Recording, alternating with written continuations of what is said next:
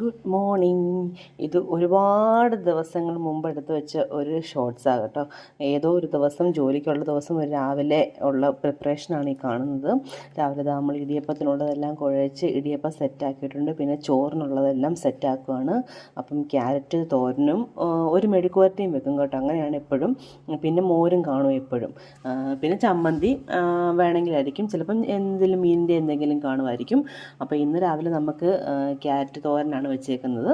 അപ്പം തോരൻ വെച്ചതിന് ശേഷം നമുക്കിത് പയർ ഒടിക്കാനുണ്ടായിരുന്നു. പയറും ഒടിച്ചു, മെഴുക്ക് വരട്ടിയൊക്കെ വെച്ചു.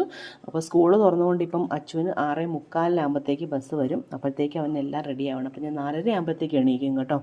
സ്കൂളില്ലാഞ്ഞ സമയമായിരുന്നപ്പോഴത്തേക്കും ഞാനൊരു 5:15 ആകുമ്പോഴത്തേക്ക് എണീറ്റാൽ മതിയായിരുന്നു.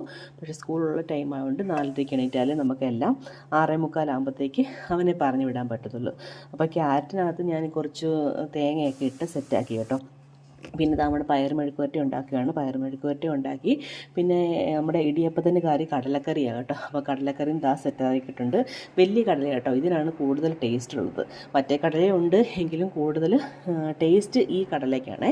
അപ്പോൾ ഇവർക്കാണെങ്കിലും ഈ കടലയോടാണ് കൂടുതൽ ഇഷ്ടം. നമ്മൾ പണിയെല്ലാം കഴിഞ്ഞു, കിച്ചണൊക്കെ ക്ലീൻ ആക്കിയിട്ടുണ്ട്. അപ്പം പോകുന്നതിന് മുമ്പായിട്ട് ഞാൻ ആദ്യമേ കഴിച്ചതിന് ശേഷം ഞാൻ കുളിക്കാൻ ഇന്ന് പോയത് കേട്ടോ.